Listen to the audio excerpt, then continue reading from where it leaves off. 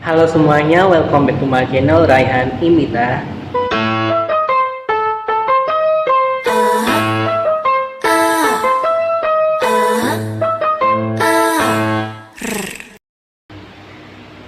Di sini saya akan memaparkan PowerPoint saya kembali mengenai konsep dead and dying dalam psikologi terapan.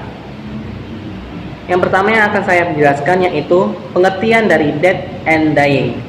Secara etimologi, dead berasal dari kata dead atau dien yang berarti keadaan mati atau kematian. Sedangkan secara definitif, kematian adalah terhentinya fungsi jantung dan paru-paru secara menetap atau terhentinya kerja otak secara permanen. Sedangkan pengertian dari dying secara etimologi berasal dari kata dien yang berarti mendekati kematian. Dengan kata lain, dying adalah proses ketika individu semakin mendekati akhir hayatnya atau disebut proses kematian. Kondisi ini biasanya disebabkan oleh sakit yang parah atau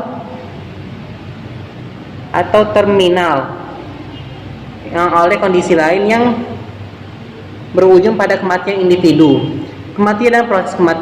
Kematian dan proses kematian merupakan kondisi yang terkait erat dengan masa tua dan proses penuaan. Lebih dari itu, mati dan proses kematian menjadi masalah sosial karena pemahaman yang kurang mengenai hal itu dengan penelitian yang juga kurang dan belum ada teknologi yang mampu memperhitungkan mati dan proses kematian. Selanjutnya yaitu tahap dalam proses kondisi menuju kematian. Pada tahun 1986, Elizabeth Kubler-Ross dalam bukunya berjudul On Death and Dying, ia menjelaskan mengenai 5 tahapan yang dilalui oleh pasien dalam kondisi sekarat. Kelima tahapan tersebut diantaranya itu yang pertama, penolakan. Pada tahap pertama yakni penolakan, yaitu pasien cenderung merasakan kondisi terguncang dan menolak diagnosa dari tenaga medis bahwa penyakit yang dideritanya sudah sangat parah dan memang sudah tidak lama lagi waktu yang ia miliki untuk tetap hidup di dunia. Menurut Kubler-Ross, pada tahap ini umumnya pasien memberikan reaksi seperti, hal ini tidak mungkin dan tidak mungkin saya harus mengalami hal ini. Setiap harinya banyak orang lain di luar sana memang mengalami hal ini, tapi kenapa sekarang harus saya mengalami hal ini? Setidaknya tidak untuk hari ini. Penolakan yang terjadi dalam diri pasien mengenai kematian telah dekat baginya untuk dialami, sebabkan juga oleh adanya persepsi yang selama ini tertanam kuat dalam pemahaman manusia. Ketika seseorang menerima kondisi dan berbicara bahwa ia mengalami kondisi sakit yang parah dan menuju kematian, maka orang tersebut dipandang sebagai orang yang gagal dalam menjalani tugas dengan baik atau kehidupan di dunia yang telah diberikan Tuhan kepadanya. Yang kedua, kemarahan. Pada tahap kedua, yakni kemarahan, pada tahap ini perasaan terguncang yang dialami pasien berubah menjadi kemarahan, yang menurut Kubler-Ross identik dengan respon bukan saya dan kenapa harus saya. Dalam hal ini yang dimaksudkan bahwa pasien marah dengan kondisi menuju kematian yang dibebankan kepadanya karena membuatnya merasa sendiri ketika orang-orang di sekitarnya tidak berada bersamanya lagi, seperti saat ia sehat dan mampu beraktivitas dengan baik dalam kehidupannya. Kemarahan yang ada pada dirinya akan kondisi kebenaran coba disembunyikan oleh pasien yang kemudian berimbas pada dilepaskannya kemarahan yang ia rasakan kepada orang-orang sekelilingnya yang mencoba memberikan perhatian kepadanya seperti kepada para dokter, perawat, teman, keluarga dengan mengatakan bahwa ia merasa terganggu dengan kehadiran mereka. Ia baik-baik saja dan mampu mengurus dirinya sendiri dan sebagainya. Selanjutnya, penawaran.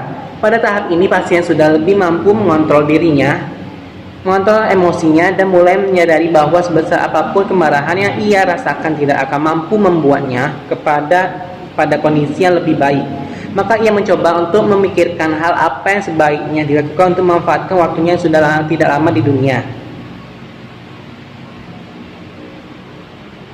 Dengan kesadarannya bahwa memang saat ini dirinya lah yang berada pada kondisi kematian, pasien masih berusaha untuk kembali kepada Sang Penciptanya dan melakukan penawaran kepada Tuhan. yang memang hal tersebut cenderung dapat dipahami sebagai permohonan pasien tersebut pada Tuhannya dengan harapan agar diberikan waktu untuk hidup yang lebih panjang dan berjanji untuk menjalani kehidupan dengan lebih baik.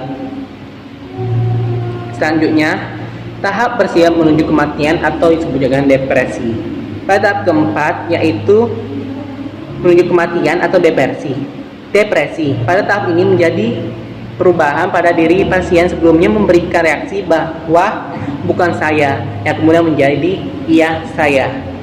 Yang dimaksud dalam hal ini adalah pasien telah berusaha menerima kenyataan bahwa memang waktu kematiannya akan tiba dan waktu yang tidak lama lagi, dan proses penawaran atau permohonan yang ia lakukan terhadap Tuhannya telah berakhir. Kemudian pada tahap ini pasien mulai untuk meneguhkan hatinya untuk perlahan mengikhlaskan untuk melepaskan hubungannya selama di dunia dan orang-orang yang terkasihnya untuk menuju akhir dari kehidupan. Yang terakhir yaitu penerimaan. Pada tahap penerimaan ini, pasien merasa bahwa kematian sudah tidak lagi dapat dihindari dan siap untuk mencapai kematian dengan perasaan yang tenang dan ikhlas, bukan dengan perasaan yang merasa kalah dan paksa untuk menerima kematian. Menurut Kubler-Ross, reaksi yang umumnya dilakukan oleh pasien adalah, saya telah menyelesaikan segala urusan saya telah mengucapkan segala hal yang harus saya katakan, dan saya sudah siap untuk pergi meninggalkan dunia. Maka tahap ini, pasien telah yakin dan tenang dan mencapai kematiannya, yang dijelaskan pula oleh Kubler-Ross, bahwa di dunia yang berbeda dari dunia manusia, pasien tersebut akan mengalami kehidupan yang baru. Secara signifikan, mereka yang mengalami tahapan-tahapan seharusnya tidak memaksakan proses kedukaan sangatlah pribadi dan tidak seharusnya tergesa-gesa ataupun berpanjang pada dasar tentang waktu yang diberikan individu maupun pendapat. Akan tetapi, adapun individu yang berjuang dengan kematian hingga akhirnya, beberapa psikolog percaya bahwa semakin keras seseorang melawan kematian, semakin besar kemungkinan mereka akan berada pada tahap penyangkanan. Jika hal ini terjadi, sangat mungkin penderita akan menghadapi kesulitan meninggal dengan cara yang baik.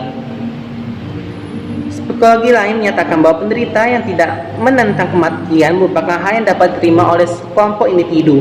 Mereka yang menghadapi kesulitan mengatasi tahapan ini sebagainya mempertimbangkan untuk bertemu dalam kelompok konsultasi kedukaan profesional ataupun kelompok pendukung lainnya. Dan penjelasan yang terakhir yaitu cara menghadapi kondisi menuju kematian. Ada 6 cara. Yang pertama, upayakan untuk berbagi dengan orang yang mengalami kondisi tersebut guna mengurangi kegelisahan dan kebingungannya menghadapi kondisi tersebut. Yang kedua, menjelaskan secara spesifik mengenai kondisi yang sebenarnya terjadi dalam kehidupannya. Yang ketiga, dampingi orang tersebut dalam melepas peran yang sedang melekat pada dirinya dalam kehidupan dengan memberikan pemahaman yang baik bahwa hubungannya segala sesuatu yang ada di dunia akan terlepas.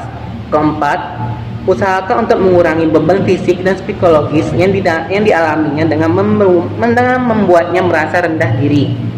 Yang kelima, bantu orang tersebut untuk membesarkan hatinya dalam menerima situasi akhir dan kehidupannya dengan segala kebutuhan jiwa dan martabat.